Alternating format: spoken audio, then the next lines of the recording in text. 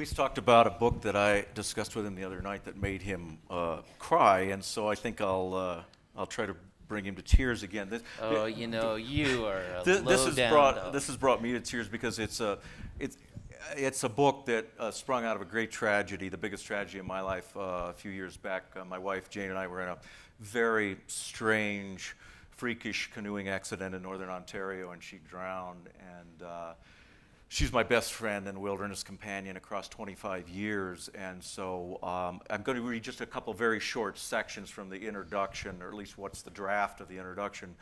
And at this point, a dear friend of ours named Martha Young has come back to Thunder Bay and met me at the hospital, and Jane, oddly, 5 days before she died. And we had not talked about this for a good 15 years, just out of the blue said, now you know if something ever happens to me, I want my ashes scattered in my favorite places. And I reviewed those 5 places, never imagining that it wouldn't be at least 30 more years before I would have to deal with such a thing. So Martha came back. The Canadian government moved heaven and earth to allow me to get Jane's ashes cremated and then carry her back home in our old Chevy van that we bought in 1979 and customized with my dad. And so that's what these 2 sections are referring to. Somewhere on the far side of Winnipeg, in a town I haven't so much forgotten as never knew, Martha pulls the van to the curb, gets out without a word, crosses the street into some stranger's yard and starts pilfering flowers. I sit in the passenger seat with my broken leg jammed against the windshield, craning my neck to look up and down the neat rows of little boxy houses, white and blue and pink, half expecting some little old lady to fling open the screen door and loose a pair of schnauzers on her. But soon she's back, climbing behind the wheel to lay a fistful of lilac and pear blossoms on the dashboard, nesting them against the cardboard box that holds the ashes.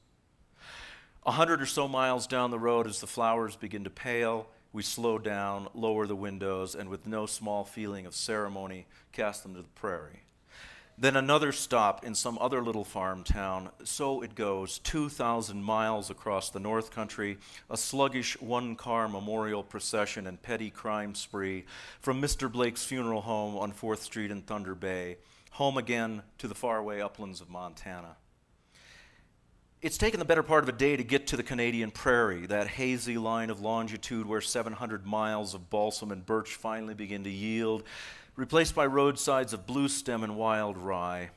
Out beyond the loose scatter of towns, this is lonely country, wind and sky and fruitless thoughts. I recall years ago being near here on an even smaller road, tucked tight against the high line of North Dakota. Through the windshield of cars going in the other direction were lone drivers with newspapers propped against the steering wheels, reading. This is that kind of place, the sort of landscape that makes people edgy, their patience finally failing against these plates of sky, against these endless oceans of wheat. The past few weeks have brought raucous, lumbering rains. Water fills the potholes and hollows on dirt roads adjacent to the highway, lays in the parking lots of grocery stores, and across the bays of gas stations, churned to ripples by a relentless east wind.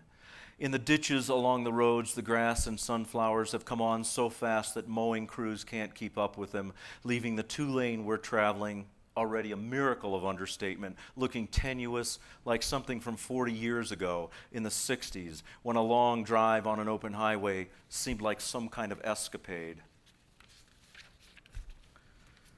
We were restless children, the 2 of us, destined to become restless adults, proud members of the last generation to soothe the angst of youth, not with Ritalin, but with road trips. What had started with the beats of the 40s and 50s, 20-somethings from the East Coast pushing west in Ramblers and Roadmasters, Nomads and Bel Airs, ended with quixotic Pollyannas like us, westering in Volkswagens and Impalas and Chevy vans. Long before I could even drive, I laid in my bed on spring nights in South Bend, Indiana, listening to the groan of freight trains 2 blocks away, rumbling toward Chicago on the Grand Trunk Line, wanting nothing more than to go. At 17, I made it, hopping into those boxcars on Friday and Saturday nights, rolling away past crumbling brick warehouses that circled the edges of the city, out into a land of fields and woodlots and potholed county roads leading to who knows where. Jane, too, started young, making tents out of bed sheets at the edges of her family's cornfields, sweating through the firefly summers, lulled to sleep by the smell of dirt. Thrilling, she once told me, to the fact that from the middle of July all the way to harvest, those sprawling cornfields held at least a modest chance to leave the known world, to get lost, to disappear.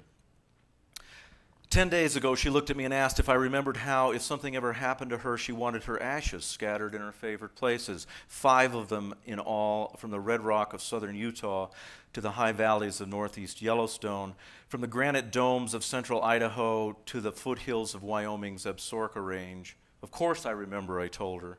Now, wrapped in this impossible fog, I have only one thought about the future. That when the neighbors are no longer bringing over covered dishes, when friends are no longer stopping by to mow my lawn and vacuum my house, no longer driving me to the mountains so I can sleep under the stars, probably sometime in early fall, I'll make up the bed in the back of this old van, stock the tiny fridge, pick just the right music, and drive away. Beside me will be a jar, a beautiful jar filled with ash and bone and dust, one last time for the two of us, outward bound into the West. I'm reminded these days of an anthropologist from Boston sent west in the 1920s, assigned the job of chronicling the language of California's Pit River Indians, even then on the verge of extinction. At one point, the young researcher asks the elders their word for newcomers, recent arrivals, European descendants like himself. The men get nervous, refuse to answer. Finally, after a lot of cajoling, they give in. The word is Inaladwi, one old man explains, tramp. We can't understand how your people travel through without ever stopping long enough to learn something of the land, without ever binding a place to your heart. We think a part of you must be dead inside. What the Pit River Indians understood that the young anthropologist from Boston likely did not is that to simply stop moving, to rest for a time on the land, is to give breath to the stories that lead us home. Even I, choking on this jagged pill of grief, will find on those 5 slivers of wilderness notions of kinship. In the silence, in the smell of dust, in a frail and lovely patch of sumac, withering in the hot sun, dropping leaves, desperate for rain.